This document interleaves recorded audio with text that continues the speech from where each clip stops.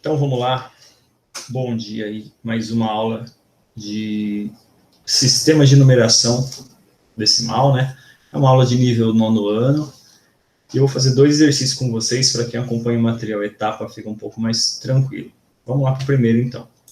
Então, primeiro exercício. Um número tem 3 algarismos, sendo que o número formado pelos 2 algarismos à direita é o quadrado do algarismo das centenas. Vamos entender essa primeira parte. Então, ele quer que esses 2 últimos números de um número de 3 algarismos sejam o quadrado desse primeiro. Claro que não é esse número aqui, eu coloquei só de exemplo para a gente saber qual que é a casa da unidade, centena e dezena.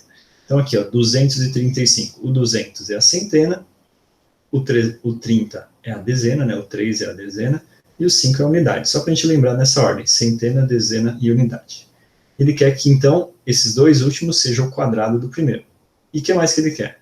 A diferença entre o algarismo da centena e o da dezena, o algarismo das centenas e o das dezenas é o algarismo das unidades. Então, a diferença entre esses caras vai ser o algarismo das unidades. Vamos chamar esse aqui de A, esse aqui de B e esse aqui de C. Vamos lá.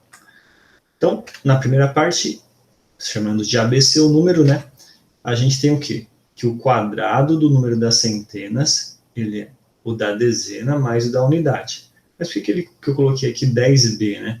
Porque ele é o da dezena, certo? Então, ele é 10 vezes o B mais o C. Ou seja, para você saber esse número, imagina que aqui seja 25, né?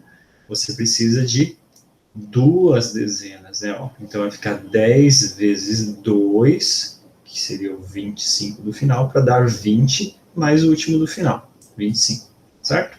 Então, você tem que colocar que, como o quadrado do primeiro tem que ser esses 2 números, o primeiro é o da dezena, então é sempre multiplicado por 10, mais o último, que é da unidade, que é multiplicado por 1, mas não precisa colocar aqui. A outra coisa que ele falou é que a diferença dos algarismos da centena e da dezena, o A e o B, tem que dar o da unidade, que é o C. Então, a gente já dá para ver que criamos sistemas, um sisteminha, né? Só que tem 3 variáveis, A, B e C. A gente vai ter que chegar em algumas conclusões além disso. Vamos para a próxima.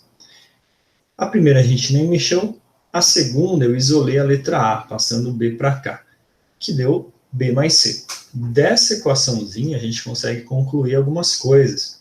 O A com certeza maior que o B, ou igual ao B, e o A com certeza maior ou igual a C, porque ele é a soma desses 2 carinhas. Então, já consegui chegar nessa conclusão. Continuando. Então, agora eu fiz o quê?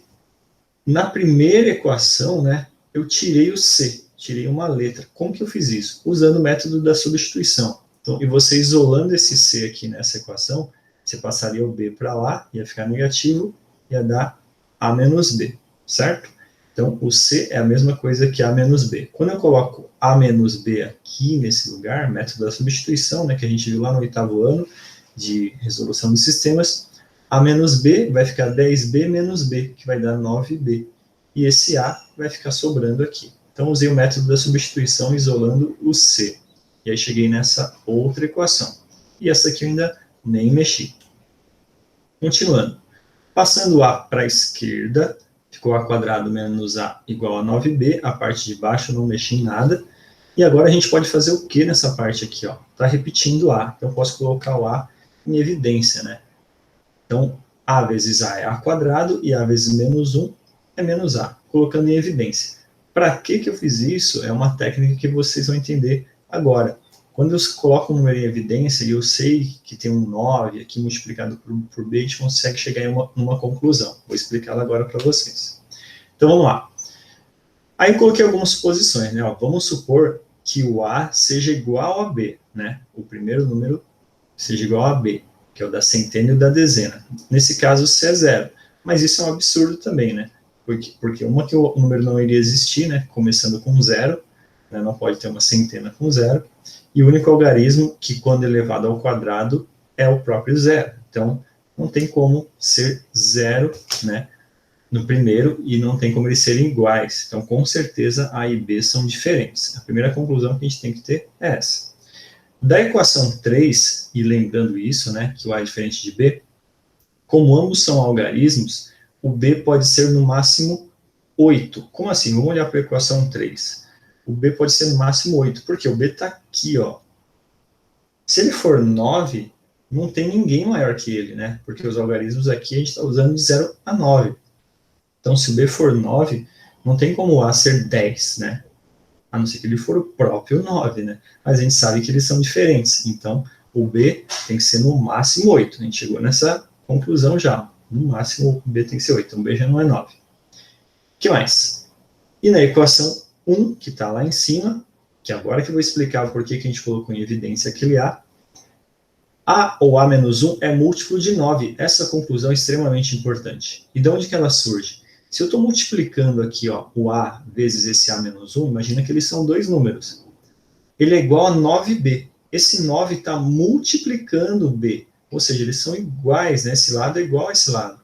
Ou seja, esse número inteiro, ele é um múltiplo de 9. Ele é a mesma coisa que 9 vezes algum número. Então, ele é um múltiplo de 9. E que conclusão que você chega disso? Quais são os múltiplos de 9 que podem existir aqui? Só tem dois, né? Só tem duas possibilidades.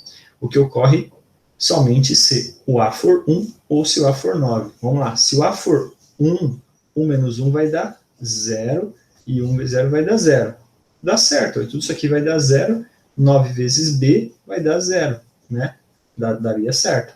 E se também o A for 9, né? Ó, por quê? Se aqui for 9, ele já é um múltiplo de 9, obviamente. E 9 menos 1 vai dar 8, e 8 vezes 9 vai dar 72, que também é um múltiplo de 9. Então, os únicos números que dariam certo para cá seriam esses aqui. Se aqui fosse um outro número, por exemplo, 5, né, a gente saberia, então, que esses caras seriam múltiplos de 5, certo? E assim por diante. Se fosse 4B, seriam múltiplos de 4, 3B. Essa é uma técnica que dá para a gente utilizar, colocando em evidência aqui. O que mais? Então, vamos finalizar o exercício. Se o A, então, for 1, né, a gente tem o quê? Que o B é 0 e o C é 1. Como isso? Porque ele falou assim, ó, o quadrado da centena tem que dar os dois últimos. Então, esse número seria o 101, ó. O quadrado da centena daria 1. E quanto que dá esses dois últimos aqui? Dá 1 mesmo. 1 ao quadrado dá 1. Então, daria certo. E a diferença entre eles tem que dar o último, ó. 1 menos 0 dá 1 mesmo, que dá 1. Então, dá certo. E se o A for 9, a gente vai ter que o B é 8 e o C é 1. Porque isso também, se o A for 9, 9 ao quadrado vai dar os dois últimos, que é 81, que está aqui. E a diferença entre eles, 9 menos 8, tem que dar o da unidade, que é 1. Então, os únicos números que podem ser, né, para o nosso conjunto verdade, seria o 101 e o 981 para esse exercício. Bem legal. Vamos para o 2. Foi um pouco mais tranquilo. Então, somando-se qualquer número de dois algarismos com o número obtido, invertendo-se a ordem desses algarismos, obtém-se sempre um número divisível por n, n maior que 1. Ache n. Os enunciados, confesso que são um pouco complicados de entender logo de primeira, né? Então a gente tem que ler de novo, mas vamos tentar entender de uma maneira um pouquinho mais simples. Somando-se qualquer número de dois algarismos com o número obtido invertendo-se a ordem desses. Imagina assim, ó, você tem 23, um número de dois algarismos. Invertendo a ordem deles, você tem 32.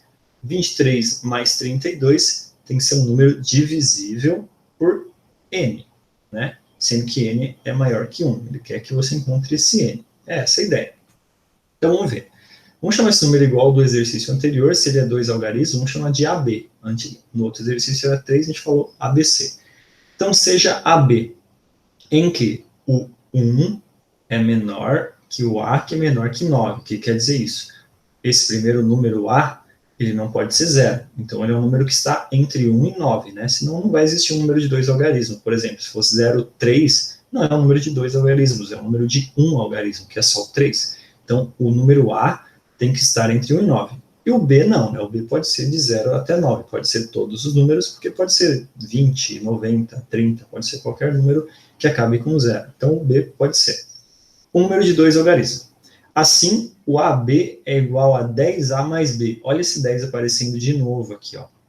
Quando eu quero escrever AB, vou voltar aquele mesmo exemplo que eu usei agora, o 23, por exemplo. Se eu quiser escrever de uma maneira fatorada, né, vamos dizer assim, sempre eu tenho que definir quais são as casas. A primeira é da dezena, a última é da unidade.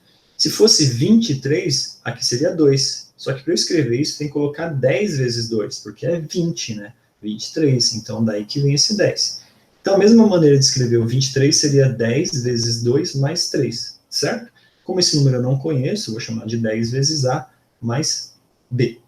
Outro exemplo, se fosse 63, escreveria 10 vezes 6, que vai dar 60, mais 3, 63, certo? Continuando. Então, assim é a maneira genérica de escrever um número, né? Na forma decimal. Se fosse aquele número anterior, a gente teria que colocar o C, né? Que seria uma última parte aqui. Mas vamos lá. Invertendo-se a ordem dos algarismos, você obtemos o número BA, certo? O número original é AB, invertendo fica BA. E como se escreve isso da forma genérica para números decimais? Desse jeito, ó. 10B mais A, que agora o B é a dezena, certo? E ele quer que você some esses dois, os números invertidos. Então, somando-os, obteremos 10A mais B, que é essa primeira parte, mais 10B mais A, que é a segunda parte. Ele somou um número normal com ele invertido. E aí, fazendo essa soma, né, você chega nisso aqui, ó, 11A mais 11B. Dá para colocar o 11 em evidência, que a gente acabou de falar, e o 11 ficando em evidência, ó, vai ficar 11 vezes A mais B. E aí, a mesma conclusão que a gente chegou no exercício anterior. Se está multiplicando por 11, ele é um múltiplo de 11. Então, para quaisquer números, quaisquer algarismos A e B, são um número múltiplo de 11. Assim, esse N é o 11, né? O único número divisível aí, certo? Então, só para finalizar a aula, para quem acompanha o material etapa, tem alguns exercícios a mais, aí, os exercícios extras, o pessoal já pode ir fazendo, não deixa acumular, se tiver dúvida me envia, seriam esses aqui, ó, da página 61, de 1 a 5, e o adicionais de 9 a 13, estou falando do material etapa aí 2020 do 9º ano, tá ok? Qualquer dúvida, me enviem. Um abraço.